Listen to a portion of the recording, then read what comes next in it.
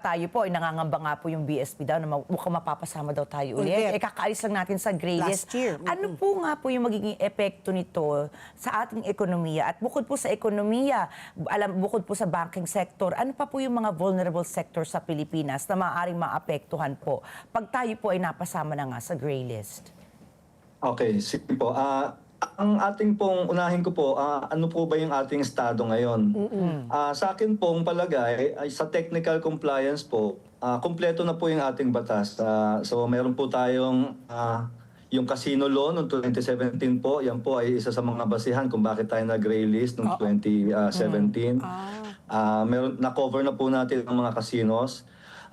Nagkaroon na rin po tayo ng batas para sa pinalakas po natin yung anti-terrorism law natin. So meron po tayong Anti-Terrorism Act na naipasa rin noong 2020. And then noong 2021, nag-amend rin po tayo ng Anti-Money Laundering Act na sinama natin ang tax evasion. Yan po ay ever since ay hindi na isasama as predicate offense. So naisama po yan noong 2021.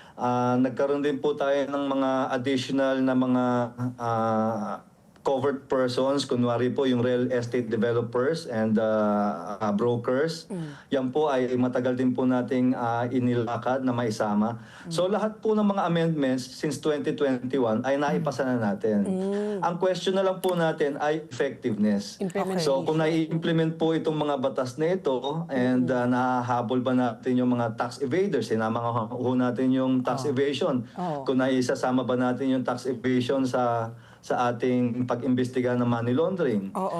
Yung real estate developers ba ay may nagre-regulate, nagsusupervise para i-ensure na sila ay nagre-report ng mga covert transactions or suspicious transactions. So yun po yung ang wino-worry po ng Bangko Sentral. Baka hindi ma-assess na effective yung ating implementation ng mga batas na pinasa natin just recently. So, Attorney, okay, go ahead, sorry.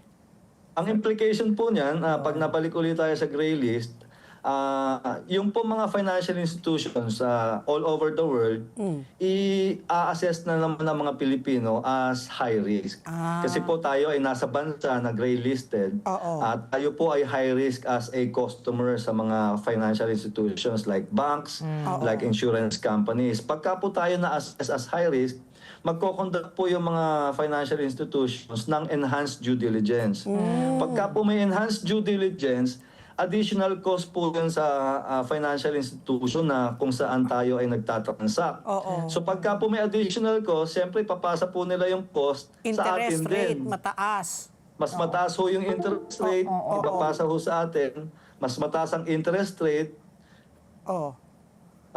mas tataas yung remittance fees and mas tataas po yung ating cost of doing business as a company or as a person. Lalo na po tayo ay marami tayong OFWs. So yung remittance fees po ay tataas kumpara sa mga ibang OFWs sa ibang bansa na hindi naman gray list.